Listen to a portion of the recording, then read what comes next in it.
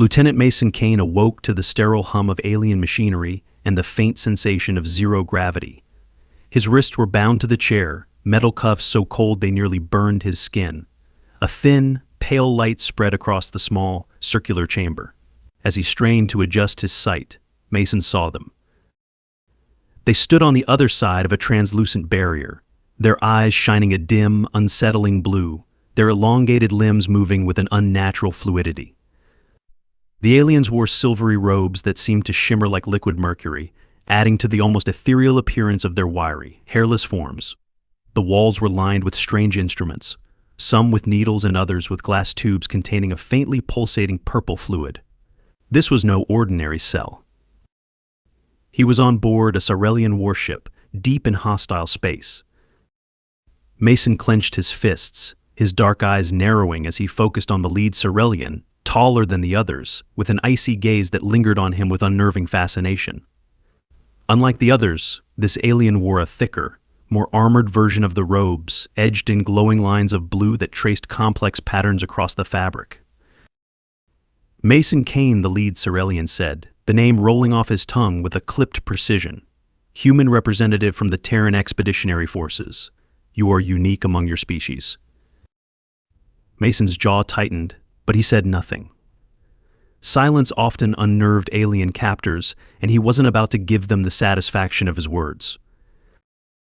The Cyrelian leader tilted his head, observing Mason's defiance with what appeared to be a glimmer of amusement. You may wonder why we have detained you, why you are restrained. Not particularly, Mason replied, finally breaking his silence. You've got me bound up and tossed into one of your testing chambers. I think I can guess why. Is that so? The alien raised a hand, and Mason felt an invisible force press down on him, squeezing the air from his lungs. His vision blurred as the pressure built around his ribs, but he forced himself to remain still, refusing to show weakness. Yes, that's so. Mason spat, the strain evident in his voice. He glared into the alien's blue gaze, unblinking. You're scared of me. A ripple of shock passed through the Cyrelians. One of them, a younger male, judging by the slightly less stoic demeanor, took a step back, his eyes wide. The leader, however, maintained his composure, his expression chillingly calm. We are intrigued by your resilience, he said slowly, by how resistant you are to methods that have subdued others of your kind. Mason's mind raced. He knew the Cyrelians had been observing humans for some time, studying Terran forces, understanding their weaknesses. Yet somehow, they had not predicted the level of resistance he, in particular, would offer. Mason forced a smirk, trying to keep his tone casual despite the cold grip on his lungs. So this is what you do? Kidnap humans, toss them in a glorified fish tank, and poke around to see what makes them tick. The alien leader's gaze darkened. You will be silent, he waved a hand, and the pressure intensified, making Mason's bones feel like they might snap. Or what Mason managed to grind out. His voice was hoarse, his breathing labored, but he could still muster a challenge. You can't break me. The Cyrelian leader sighed, motioning to the others. Begin the experiment. Mason felt his pulse quicken. He watched as the Cyrelians activated the machines lining the walls, their screens illuminating with unreadable symbols. He knew this was about more than just physical restraint. The Cyrelians wanted to break his mind. They wanted to know how far they could push a human before he cracked.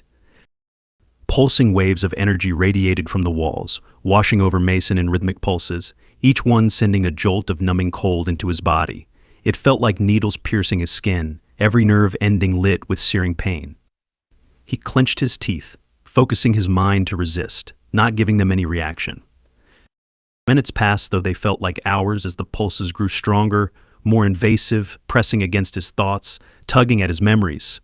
He could feel the Cyrelians' attempts to pry into his mind, to peel back layers of consciousness and dig into his psyche. But Mason was ready. He had trained himself to endure under pressure, to guard his mind as well as his body. It was this very resilience that had brought him here, the ability to survive where others had failed. His mind remained unyielding, an impenetrable wall that the Cyrelians' strange energy waves could not break. Slowly, the Cyrilians' frustration became visible. Their serene masks began to falter.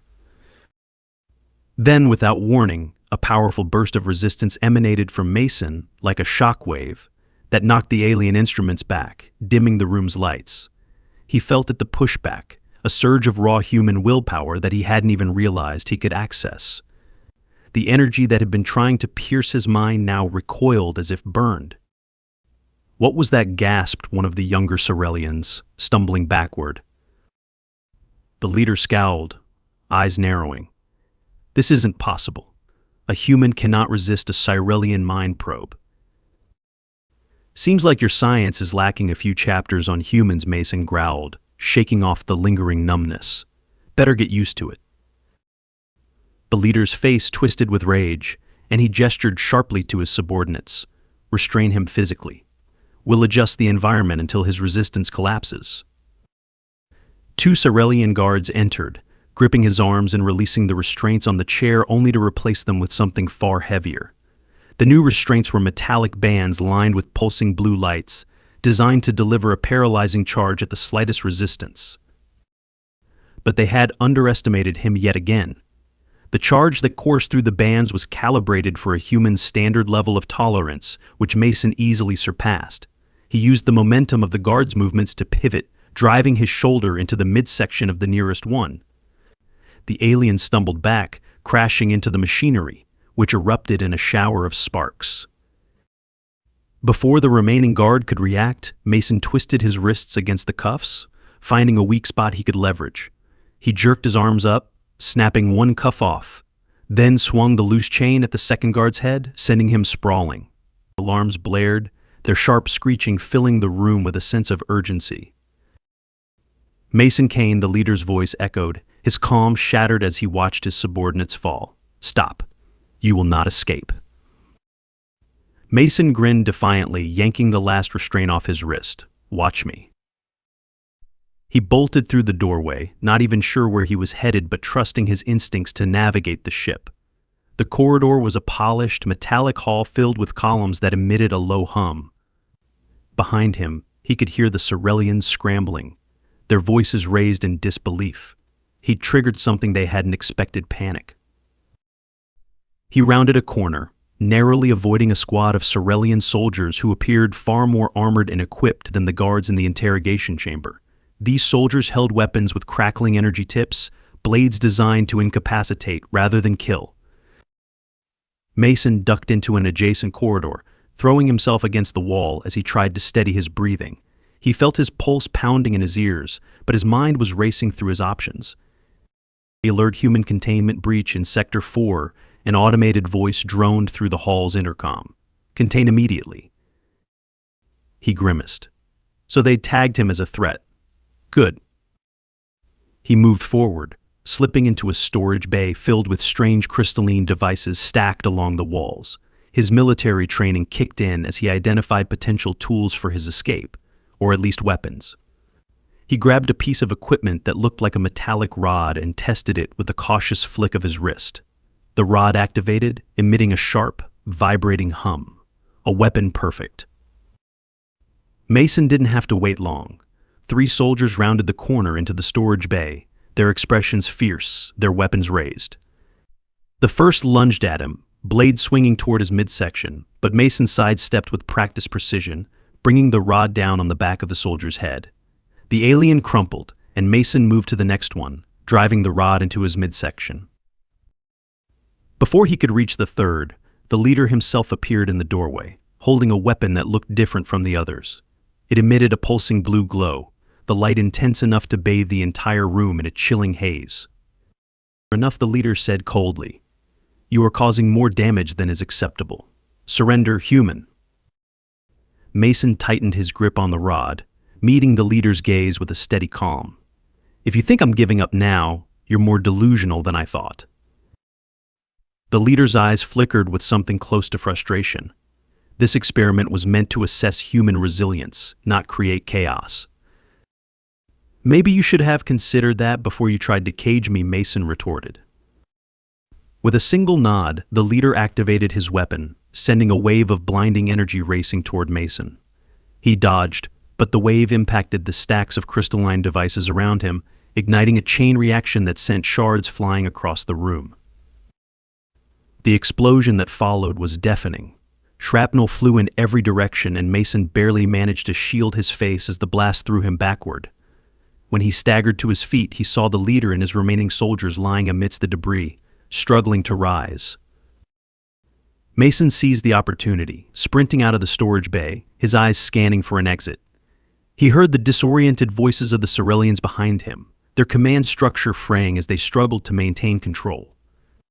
Suddenly, he came upon a larger chamber lined with towering panels of energy shields, which seemed to hum in anticipation.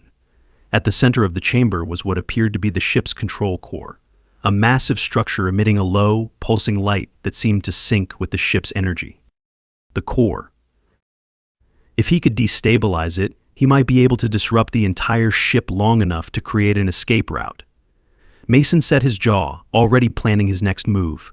He took a breath, steeling himself for what would be the most dangerous gambit of his life. Mason quickly analyzed the control core, noting the intricate latticework of cables and conduits feeding into its central column. It looked like a system designed to channel vast amounts of energy, likely the central nervous system of the entire warship. If he could overload it, he'd create enough of a disruption to disable the ship, or, if he got lucky, cause a full-blown meltdown. He grabbed one of the alien tools he'd taken from the storage bay, a rod with a crackling tip, and jammed it into one of the exposed energy conduits. Sparks flew, and the core emitted a low, angry hum, as if in warning. Mason stepped back, eyeing the energy field surrounding the core. The pulse of the lights quickened, the rhythmic beat growing erratic. "Alert, critical core breach in progress," the automated voice announced, its tone growing sharper. Mason smirked. "Just what I was hoping for." He turned to sprint toward the exit, but was cut off by two Cerealian guards entering the chamber, blocking his path with their gleaming, energy-charged weapons. They moved quickly, their bodies taut and poised to strike, their expressions no longer clouded by shock but sharpened with intent. This was no mere capture attempt, they were here to neutralize him. Mason braced himself as the guards lunged, slashing in coordinated attacks. He dodged the first, spinning to avoid the second, and countered by slamming his shoulder into the closer guard. The alien stumbled but recovered, retaliating with a powerful swing that grazed Mason's arm. The impact sent a jolt of searing pain through him, but he gritted his teeth, fighting through it. Using the crackling rod he'd kept, Mason lashed out, striking the guard square in the torso.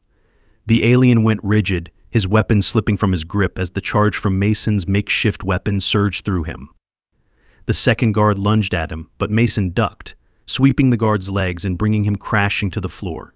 He drove the rod down into the guard's exposed side, stunning him instantly. The chamber's lights flickered, dimming as a deep rumble shook the floor beneath Mason. He knew he didn't have much time. The core was destabilizing faster than he'd anticipated. He grabbed one of the guards' dropped weapons, an elongated blade humming with energy, and sprinted for the exit. As he ran, the warship's corridors grew increasingly chaotic. Lights flickered, and the hum of the engines wavered. Alien crew members dashed about, their faces painted with confusion and fear. Some glanced at him in shock, likely disbelieving that a single human was causing such devastation. Ahead, Mason saw another group of Cerealians organizing into defensive positions, blocking the path to what looked like an escape pod bay. He grimaced, realizing his path to freedom wouldn't be simple. His mind raced, calculating his odds. A tall Cerealian, clad in intricate armor with a glowing blue visor, stepped forward from the group, pointing an accusatory finger at Mason. "You will go no further, Terran," he bellowed, his voice amplified by some kind of vocal enhancer. "Surrender now and spare yourself needless suffering." Mason straightened, his expression one of hardened resolve. "I think you're forgetting who's in control here." The Cerealian leader sneered. "A human cannot." Yeah, I've heard it before," Mason interrupted, rolling his eyes.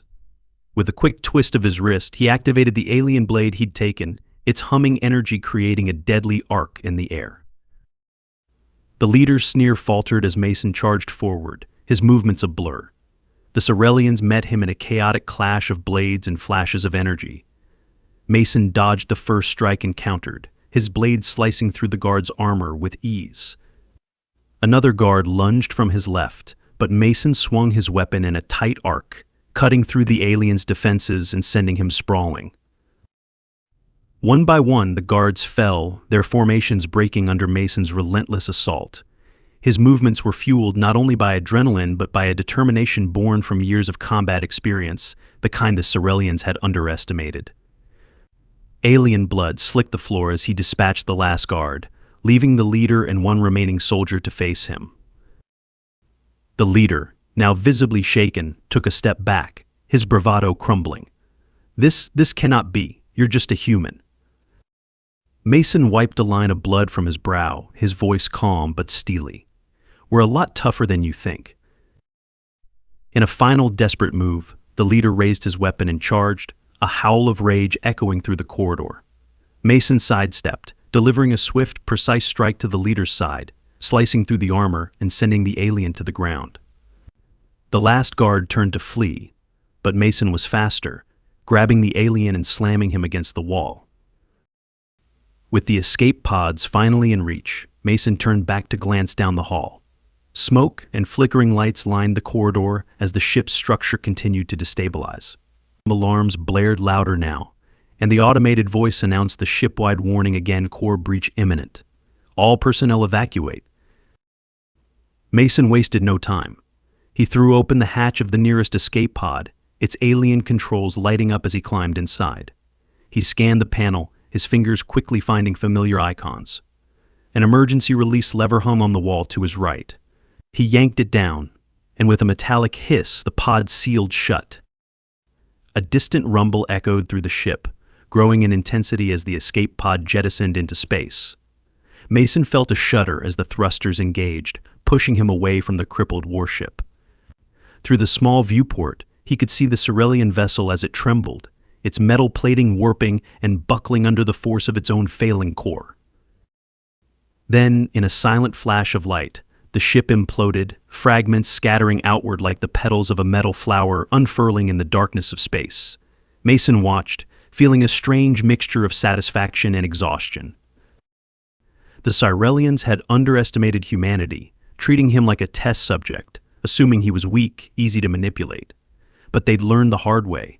They had failed to restrain him, and it had cost them everything. As the escape pod drifted through the void, Mason leaned back, his chest rising and falling in steady breaths. The stars stretched out before him, cold and indifferent, but they carried a certain promise of return to home, to the Terran forces, and to a future where the Cerelians would think twice before trying to subjugate another human. He allowed himself a small, triumphant smile, knowing that somewhere out there, his message had been sent, clear as starlight. Humanity would not be restrained. The escape pod drifted through the emptiness, its tiny thrusters firing sporadically to keep on course. Mason stared through the viewport at the wreckage of the Cerelian warship, now a faint scattering of metal fragments caught in the faint, distant light of a nearby star. It wouldn't be long until a rescue ship from the Terran fleet picked up his signal, but for now, he was alone. He sat back, exhaustion catching up with him. His arm throbbed where he'd taken a hit during the final fight, and his muscles ached from the unrelenting, brutal ordeal, but he was alive. Despite everything the Cerelians had thrown at him, he'd fought back, broken free, and escaped. The escape pod system blinked to life as the navigation panel chirped, alerting him to an incoming signal. Mason straightened. A Terran signal already? He checked the coordinates. No, this wasn't Terran at all. The Cerelians had sent backup. A sleek, silver-gray cruiser emerged from the darkness, dwarfing the wreckage of the destroyed warship. Its hull was smooth and angular, bristling with sensor arrays and weapon emplacements, each one gleaming with a hostile blue light. Mason's pulse quickened. His escape pod didn't have any weapons, and with limited fuel, he couldn't even outrun them. The cruiser began to pull alongside the pod, matching its speed. A harsh voice crackled over the pod's communication channel, the cold, familiar tone of a Cerelian officer. "Human Mason Kane. Surrender now and you will be treated with dignity," the voice said, its owner striving to sound calm, though Mason detected an undertone of unease. "We have lost enough due to your interference. Compliance will prevent further loss of life." Mason laughed bitterly. "Funny you mentioned dignity now. Where was that when you kidnapped me and tried to break me?" There was a pause on the other end, and the voice returned, harsher. "Resistance is futile. If you continue to defy us, you will be destroyed." Mason's eyes swept over the escape pod's controls, desperately searching for anything he might use. If he could stall them long enough, maybe he could buy time for the Terran fleet to pick up his distress beacon. The cruiser was slowly positioning itself directly in front of his pod, its weapons charged, ready to obliterate him if he refused. But he wasn't done fighting yet.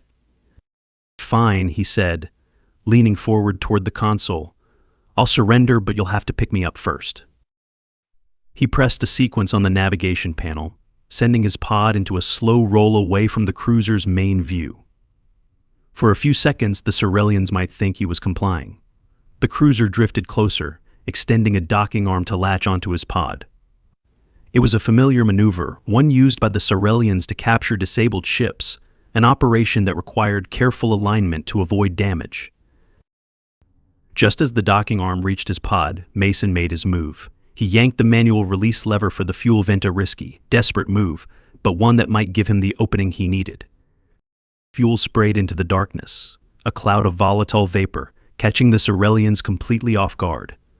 With a flash of sparks from the pod's last reserve thrusters, the escaping fuel ignited. A blinding fireball erupted in the narrow space between the pod and the cruiser, ripping through the docking arm and forcing the larger ship to pull back, its shields flaring. "Human," the Corellian officer's voice thundered over the intercom, filled with rage and disbelief. "Cease these actions at once." Mason grinned grimly. "I'll stop when I'm out of your reach." He engaged the pod's emergency thrusters, propelling himself forward into open space. The cruiser tried to realign, its weapons charging for a final, devastating strike, but the pod's erratic trajectory kept Mason just out of their crosshairs. His onboard systems beeped urgently, showing that his fuel reserves were almost completely depleted. If he didn't find another way to evade them, he'd be a sitting duck. He glanced at the small control screen, showing nearby objects mostly debris from the destroyed warship and fragments too small to offer any real cover. But then he saw a faint Terran signal blinking at the edge of his sensors. His heart pounded. It was a Terran scout ship, likely sent as an advance team to retrieve him. "Terran vessel, this is Mason Kane," he broadcast, his voice tight with urgency. "Corellian cruiser inbound, closing fast. I'm in an unarmed escape pod. Need immediate assistance." There was a tense silence, then a crackling response. "Lieutenant Kane, this is Captain Aldrin. We're on approach. Hold your course. We'll intercept in 3 minutes." Mason exhaled, relief flooding through him. He cast one last look over his shoulder, watching as the Corellian cruiser bore down on him, its engines flaring with renewed aggression. It wouldn't let him escape without a fight. Seconds later, the Terran scout ship flashed into view, banking hard to position itself between the escape pod and the Corellian cruiser. The scout ship was sleek, designed for speed and evasive maneuvers, with a limited array of heavy weapons just enough for situations exactly like this. "Lieutenant Kane, prepare for extraction," Captain Aldrin's voice came through, firm but reassuring. Mason strapped himself in, steadying his breath as the scout ship's docking arm latched onto the escape pod, reeling him in quickly. The interior of the scout ship came into view as the pod door slid open, revealing a pair of Terran soldiers who reached out to help him aboard. As soon as he was safely inside, Mason turned to the viewport. The Corellian cruiser hadn't backed down. Instead, it accelerated, its weapons trained on the scout ship, prepared to unleash a final, merciless assault. "Captain, they're going to fire," Mason warned, his voice steady but tense. Captain Aldrin's expression remained calm, his gaze fixed on the alien ship. "Let them try." In one swift motion, Aldrin directed the ship's cannons at the Corellian cruiser and unleashed a concentrated blast of plasma fire. The scout ship's weaponry may have been minimal, but its precision targeting tore through the Corellian's front shield, destabilizing the cruiser's weapons system. The Cyrelian ship staggered back, its hull smoking, but it was still operational and its captain clearly had no intention of retreating. The scout ship banked sharply, dodging incoming fire as the Terran crew retaliated, filling the dark expanse with bursts of light. Mason gripped the armrest, bracing himself against the ship's movements, feeling the familiar rush of adrenaline as the battle played out. But the Cyrelians had underestimated the Terran fleet yet again. Even their cruiser, formidable as it was, couldn't match the maneuverability of the scout ship, which darted and weaved, each evasive maneuver widening the gap between them. With a final, concentrated plasma blast, the scout ship struck the Cyrelian cruiser's engine array. The alien vessel shuddered, its engines flaring erratically before they flickered and died. The cruiser began to drift, powerless and vulnerable, its weapons systems rendered useless. Captain Aldrin glanced back at Mason, a small smile breaking through his calm demeanor. "Seems they don't know when to quit." Mason nodded, returning the smile. They learned the hard way. He watched as the Terran ship accelerated, leaving the crippled Cyrelian cruiser in its wake. Within minutes, the scout ship was clear of enemy range, leaving the Cyrelians stranded in the desolate stretch of space. The crew on the scout ship gave a collective sigh of relief as the ship's engines settled into a steady, reassuring hum. Mason leaned back, letting his exhaustion sink in. Chill's escape, his fight, all of it had been driven by sheer willpower, and now that it was over, he could feel the weight of it pressing down on him. Captain Aldrin approached, extending a hand. "Lieutenant Kane, I've heard plenty about you, but I think you've outdone yourself this time. You just took on an entire Cyrelian ship." Mason shook the captain's hand, chuckling. "They had it coming. They thought they could treat us like lab rats. Guess I showed them we're a little harder to break than that." Aldrin's smile widened. A message they won't forget anytime soon. Mason followed the captain to the scout ship's bridge, where the stars stretched out before them in an endless tapestry of light and shadow. The vastness of space was no less daunting, but he felt a renewed sense of purpose. He glanced at the distant specks of starlight, the memory of his ordeal lingering. The Cyrelians' attempt to test and restrain him had ended in disaster for them. They would remember him, remember humanity's resilience, and think twice before targeting them again. Lieutenant Aldrin said, resting a hand on Mason's shoulder. "Let's get you home." Mason nodded, feeling a swell of pride as he looked out toward the stars. The Terran fleet would hear of this victory, of how their enemy's experiment had turned against them in spectacular fashion. Humanity's strength and tenacity had just echoed across the galaxy, and Mason Kane had ensured it would not be forgotten.